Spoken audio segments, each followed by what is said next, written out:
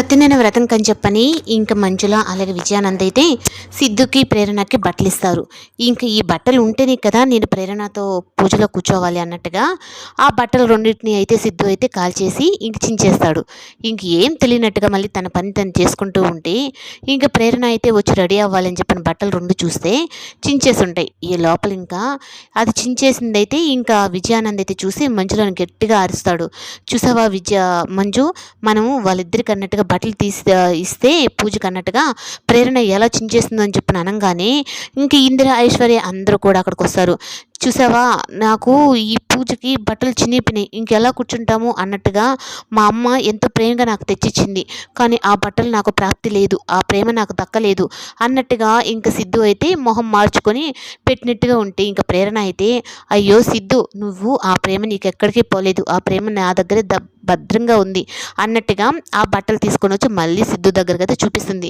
ఏంటి మళ్ళీ ఇవే బట్టలు నీ దగ్గరికి ఎలా అంటే నువ్వు ఇలాంటిది ఏదో చేస్తావని చెప్పని అనుకుని నేను పాత బట్టలు అక్కడ పెట్టి ఈ బట్టలు దాచేసాను, మీ అమ్మ ప్రేమ ఎక్కడికి పోలేదు, ఇద్దో నేనే ఇస్తున్నాను అన్నట్టుగా ఇచ్చేటప్పటికి ఇంకా బట్టలు ఇంకా తప్పదు, ఇంక పూజలకి వెళ్ళాలి అన్నట్టుగా ఇంక సిద్ధు కూడా మొహం పెడతాడు.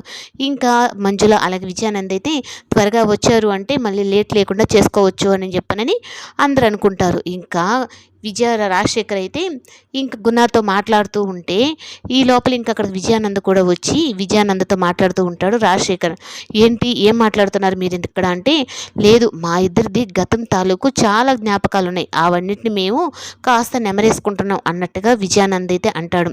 ఏంటి ఆ జ్ఞాపకాలు, సిద్ధు వలన అని చెప్పిన ఆ జ్ఞాపకమేనా అన్నట్టుగా గుణ అంటూ ఉంటే, ఇంకా అది కాదు, మీ నాన్న నా కూతురు ఆ ఇంట్లో కోడలుగా వచ్చింది, రేపు పూజలో కూర్చుంటుంది కదా, నేను మొత్తం నిజం బయట పెట్టేస్తాను, ప్రేరణ నా కూతురు అన్న నిజం బయట పెట్టేస్తానని చెప్పని గుణ దగ్గర చెప్తాడు.